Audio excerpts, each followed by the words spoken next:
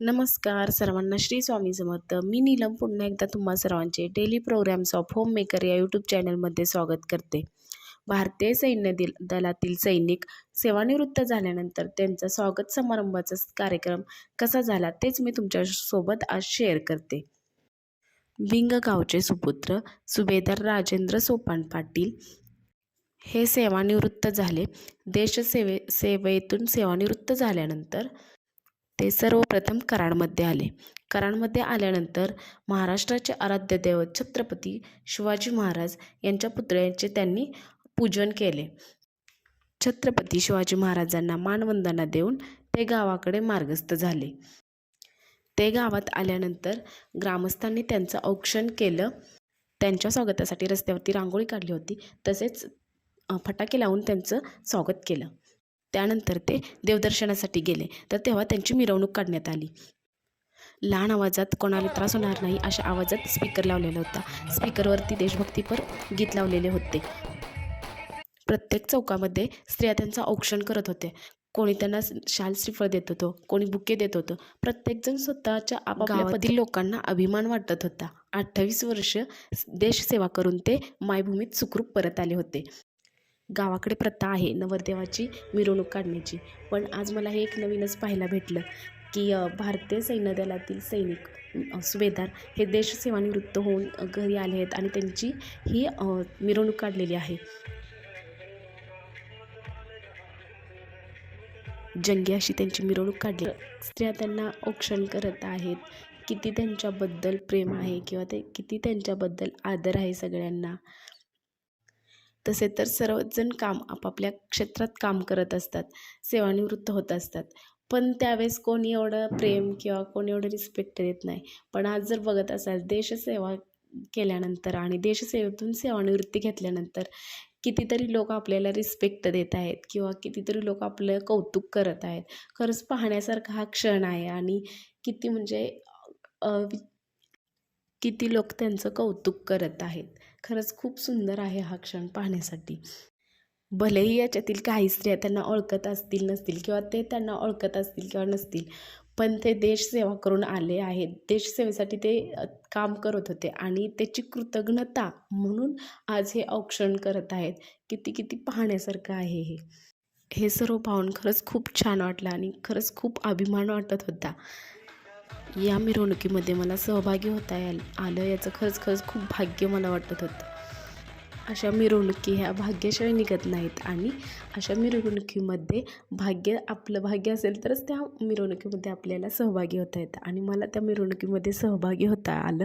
खरंच खूप छान वाटत आहे या मिरवणुकीमध्ये सहभागी होऊन.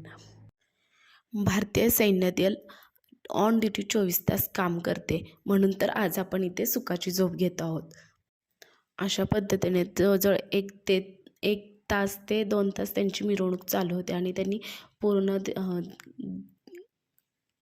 पूर्ण देवदर्शन घेतलं आणि ते घरी आले. घरी आल्यानंतर देखील त्यांचं परत एकदा औक्षण केलं गेलं आणि परत पुढील कार्यक्रमाला सुरुवात झाली. त्यानंतर त्यांनी विंग पंचक्रोशीतील माजी सैनिकांचा सत्कार केला. या कार्यक्रमासाठी त्यांची 10वीची बॅच आलेली होती. काही जणांनी आपली मनोगते व्यक्त केली. उत्सव मूर्ती सुभेदार राजेंद्र पाटील यांनी आपलं मनोगत व्यक्त केलं. मनोगत व्यक्त करताना ते सांगत होते, माझा भगिनी टॉप सिग्नल मध्ये सर्व्हिस करून आज रिटायर झालेलो आहे. तर त्याच्यामागे मी 1996 साली भरतीचं एक आठवड्याला भरती असायची कोल्हापूरला. तेव्हा आम्ही सर्व आमची जी बॅच प्रकाश होगले, पंडित होगले, शिवाजी तर आमच्या अगोदर 1-2 वर्ष भरती झालेले आहे. त्यांचा आदर्श बघून आम्ही भरतीचा खूप ट्राय सुरू केला. ॲक्च्युली क्रिकेटची आवड असल्यामुळे फिजिकल फिटनेसवर आम्ही ऑलरेडी आणि शेतकऱ्यांची सर्व मुलं असल्यामुळं सर्व रानातली कामं, त्यामुळे फिटनेस काय आम्हाला एवढं काही प्रॉब्लेम नव्हताच. उत्सव मूर्ती सुभेदार राजेंद्र पाटील यांनी आपलं मनोगत व्यक्त केलं. मनोगत व्यक्त करताना ते सांगत होते की 28 वर्षे त्यांनी देशसेवा केली आणि त्यांनी देशसेवा केली तर ते सुरुवातीला भरतीसाठी गेले नव्हते. त्यांची घरची परिस्थिती खूप नाजूक होती. त्यांचे 2 मित्र भरतीसाठी गेले होते, तर त्यांच्यासोबत हे गेले होते. फायनान्शियली प्रॉब्लेममुळे त्यांनी काय सैन्य दलाचा काही फॉर्म भरला नव्हता. त्यांच्या मित्रांनी त्यांना जबरदस्ती फॉर्म भरायला लावला. त्यांनीच त्या फॉर्मचे पैसे वगैरे दिले. त्यांनी फॉर्म भरला. त्याच्यानंतर सर्वांनाच माहीत आहे की फिजिकल टेस्ट किंवा मेडिकल टेस्ट असतात. तर ते शेतकऱ्याचा मुलगा असल्यामुळं त्यांच्या फिजिकल टेस्टमध्ये ते पास झाले. त्याच्यानंतर मेडिकल टेस्टसाठी गेले. टोटल 25 जण होते. 25 जणांची मेडिकल टेस्ट घेतली होती. 25 जणांमध्ये 4 जण फक्त सिलेक्ट झाले आणि त्यामध्ये यांचा नंबर लागला. डोक्यामध्ये असं काहीच नव्हतं. घरी काहीही माहीत नव्हतं की हे भारतीय सैन्य दलाच्या परीक्षेसाठी जात आहेत किंवा फॉर्म भरलेला आहे, हे काहीही घरी माहिती नव्हतं. फक्त मित्रांसोबत गेलेले होते आणि गेल्यानंतर त्यांनी फॉर्म भरला. त्याच्यानंतर त्यांची फिजिकल टेस्ट झाली, मेडिकल टेस्ट झाली, दोन्हीमध्येही पास झाले. आता फक्त राहिले होते ते रिटन टेस्ट. रिटन टेस्टही दिले. रिटन टेस्टमध्ये देखील ते पास झाले आणि भारतीय सैन्य दलामध्ये त्यांचं सिलेक्शन झालं. शिपाई म्हणून त्यांना भारतीय सैन्य दलामध्ये पोस्ट मिळाली.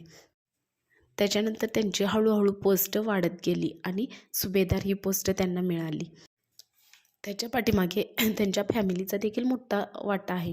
त्यांनी त्यांना सपोर्ट केला म्हणूनच ते इथंपर्यंत पोहोचू शकले.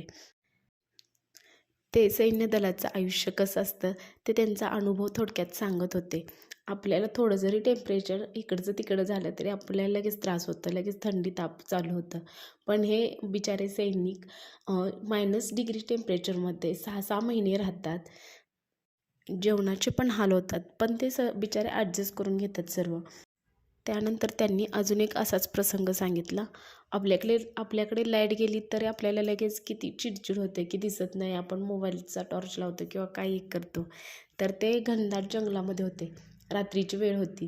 घनदाट जंगलात दिवसाचा सूर्य असेल तेव्हा व्यवस्थित दिसत नाही, तर रात्रीच्या वेळी चंद्राच्या प्रकाशात काय दिसणार आहे. आणि तिथे त्यांना टॉर्चसुद्धा लावायचा परमिशन नव्हती. टॉर्च नाही, मोबाईल नाही, काही नाही. फक्त आणि फक्त चाहुलीवरती वाटचाल काढायची होती. कारण टॉर्च लावला तर शत्रूचा हल्ला होण्याची शक्यता असते, म्हणून टॉर्च देखील लावायचं नव्हतं. आणि अशा कठीण परिस्थितीतून त्यांना पुढे जायचं होतं. तिथून ते पुढे गेले आणि त्यांचं काय काम होतं ते त्यांनी केलं. पण पहा ना, म्हणजे विदाऊट टॉर्च अंधारातून कसं हे लोक ॲडजस्ट करत असतील. आपण इथे खरंच शांततेत राहतो, झोपतो आणि हे बिचारे किती ना तिथं बॉर्डरवरती आपल्या देशाचं रक्षण करत असतात. खरंच या भारतीय सैन्य दलाला सॅल्यूट आहे माझा. त्यांच्या आयुष्यामध्ये कारगिलच्या लढाईचा देखील प्रसंग आला होता, तो देखील त्यांनी सांगितला. असेच ते अनेक प्रसंग सांगत होते. ऐकताना अंगावरती काटा येत होता. तर असे सैनिक आपल्या देशाला लाभलेले आहेत, म्हणून आपला देश सुरक्षित आहे. ज्या देशाचे सैनिक कमकुवत असतात तो देश कधी सुरक्षित नसतो. अशा पद्धतीने त्यांनी त्यांचं मनोगत व्यक्त केलं आणि त्यानंतर कार्यक्रमाची सांगता झाली. सुभेदार राजेंद्र पाटील यांना मी सॅल्यूट करते. व्हिडिओ कसा वाटला हे कमेंटमध्ये नक्कीच सांगा. माझ्याकडून काय चुकलं असेल तर माफ करा. व्हिडिओ आवडल्यास लाईक, शेअर आणि सबस्क्राईब करा. भेटू पुन्हा एका अशाच व्हिडिओसोबत. श्री स्वामी समर्थ.